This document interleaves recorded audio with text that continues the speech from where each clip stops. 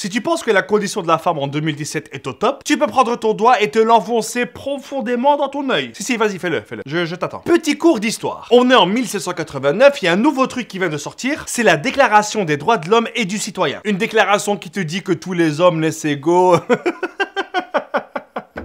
Excusez-moi. Et ils ont pas menti, hein, c'est bien une déclaration des droits de l'homme pour les hommes. Et la femme, non. Il n'y avait pas assez de place sur le papier pour elle. Et là, t'as une femme qui s'appelle Olympe de Gouges qui leur dit excusez-moi, mais votre papier là, il y a pas trop de trucs pour les femmes, hein, c'est bizarre quand même. Et là, les hommes lui demandent d'aller gentiment faire la vaisselle avec de l'eau froide. Faire la vaisselle, oui, dégage. Et pour se venger, hein, elle a écrit un texte qui s'appelle la Déclaration des droits de la femme. Et c'est ainsi qu'a commencé un long combat pour le féminisme qui a duré 700 jours. C'est tout, 700 jours. Après, ils lui ont coupé la tête. Voilà. Ambiance, ambiance. Non, parce qu'à cette époque-là, si t'étais une femme, c'était chaud. Mais si en plus t'étais une femme qui réfléchit, alors là, Bonne chance.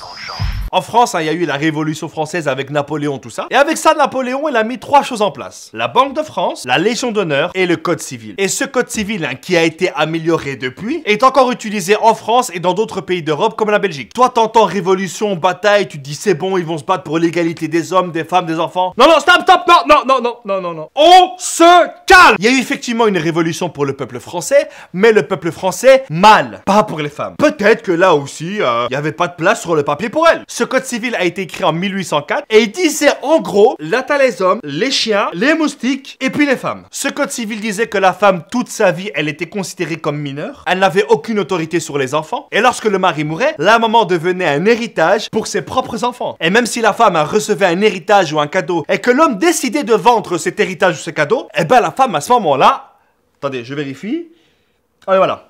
Elle ferme sa gueule. Et c'est pas fini, hein. Là, on était sur la partie gentille du code civil pour les femmes. Non, parce qu'après, ils disent que si la femme trompe son mari, elle va en prison. Mais que si le mari trompe sa femme, tant qu'il ne le fait pas chez lui à la maison, c'est pas grave. Ça va.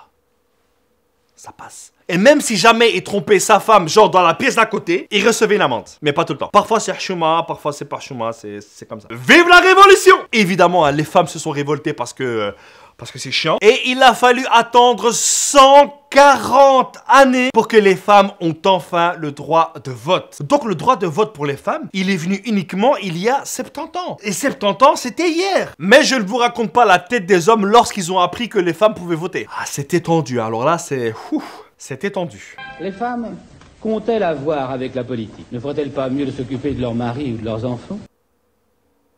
Leur place est-elle au Parlement, alors que tant d'autres travaux pourraient mettre en valeur leur qualité naturelle? Ah ouais, d'accord. Ah, c'est chaud, hein. La première fois qu'une femme a été ministre dans l'histoire de la Belgique, c'était il y a seulement 52 ans. C'était hier, quoi. Applaudissements pour Madame Marguerite de Rimacker. Bravo! Bravo! Et malgré cette révolution, dans cette même période, les patrons avaient le droit de licencier les femmes uniquement parce qu'elles étaient enceintes. T'imagines un peu l'ascenseur émotionnel? Toutes mes félicitations, madame, hein, vous êtes au chômage. Ah, et enceinte aussi, pardon, oui. Et il faut pas me dire oui, ça a changé depuis le temps. Non, non. Aujourd'hui, encore dans certaines entreprises, on demande à des femmes de ne pas tomber enceintes. Et aujourd'hui, on en est où? Non, parce qu'on entend beaucoup parler de liberté, égalité, évolution des mentalités, évolution des droits. Ben disons hein, que la situation de la femme, elle a évolué de... tu vois le poil que j'ai sous le bras là? Eh ben tu le coupes en 10 et ça te donnera une idée. Aujourd'hui, une femme se fait harceler plus ou moins 10 fois par jour. Tous les jours. Soit plus ou moins 3600 fois par an. Que ce soit par des petits cris ou alors des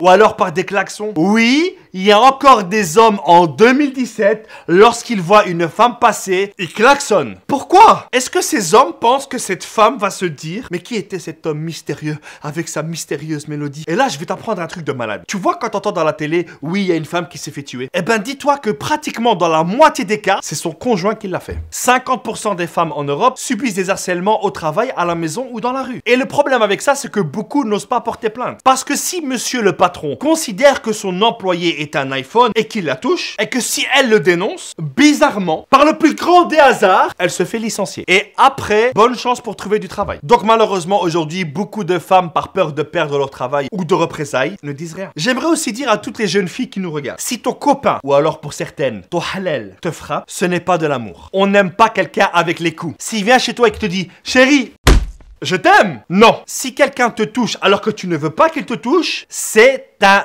viol. Donc tu vas au commissariat, tu dénonces ce mec et surtout pas oublier de snapper son visage quand la juge va lui dire coupable. Et j'aimerais dire aussi à tous ces hommes qui n'ont pas de respect pour celles qui donnent quand même la vie dans notre planète, sachez qu'elles sont pratiquement 4 milliards. Et qu'un jour, elles vont péter un plomb et elles vont tous nous mettre sur la lune. Et on va rien comprendre. Merci à tous, c'était Abdel, rendez-vous à la semaine prochaine. Peace!